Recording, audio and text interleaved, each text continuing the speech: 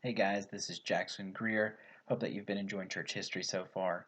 It's been a lot of fun, and we've kind of talked about starting this of a 3 to 5 minute little snippet of talking about a particular person, maybe an event or place, and why that it's important to us today. Kind of bringing the relevance up a little bit for us. I know some of the lessons are a little bit longer, so hopefully this is a little more reachable and something that we can kind of grab onto really quick. So, without further ado, we're going to talk about Ignatius of Antioch. And so, why is Ignatius important to us today? We know that he died in 115 AD. He was sent to the Colosseum, where he was killed for being a Christian.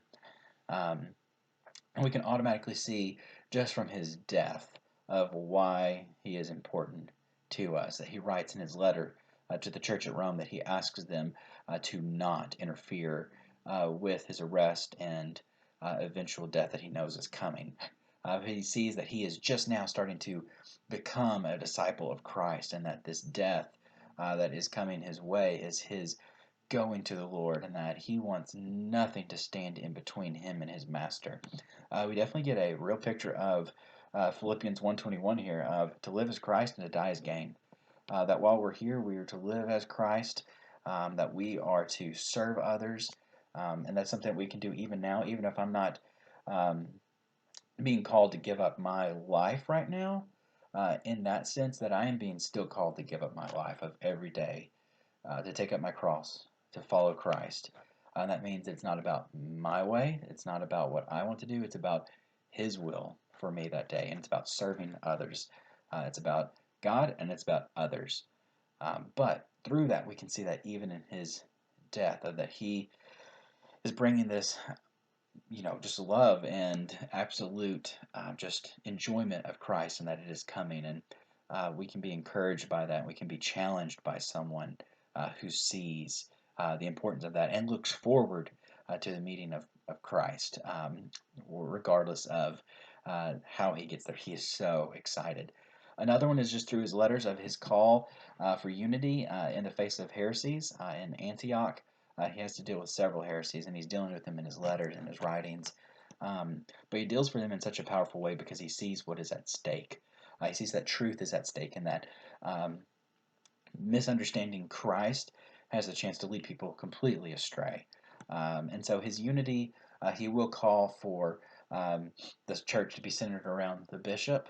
He won't go as far towards arguments for apostolic succession like Clement of Rome, but he will gather around that of there needs to be someone there who knows the scriptures and knows the doctrines well, that they can make sure that the churches are not, falling under bad teaching, not falling under heresies. And I think you can even see examples in Scripture.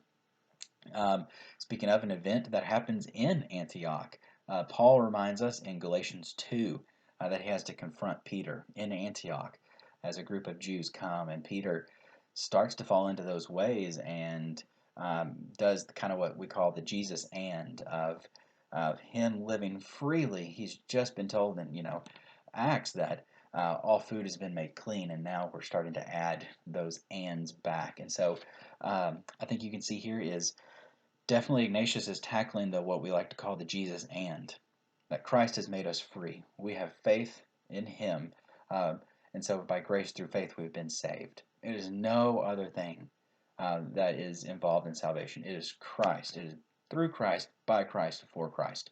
And so we can take two of those very relevant things that are actually very prevalent even still today in our own lives, and we can learn from this very early church father that they ring true today, and we can learn from his life.